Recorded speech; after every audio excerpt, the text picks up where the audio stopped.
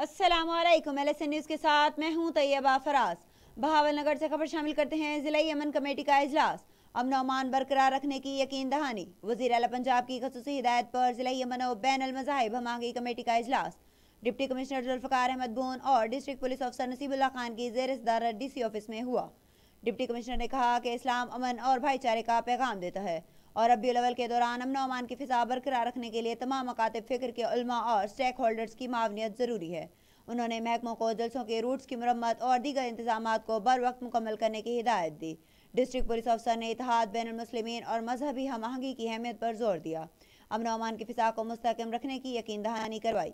इजलास में उलमाए कराम और ताजरों के नुमाइंदों ने भी मस्बत तजावीज़ पेश की और जिला इंतजामिया के साथ भरपूर ताउन का वादा किया। वीडियो लिंक के जरिए तमाम तहसीलों के असिस्टेंट कमिश्नर्स और दीगर अराकीन ने भी शिरकत की। इजलास के इख्तिताम पर मुल्क की सलामती के लिए दुआ की गई।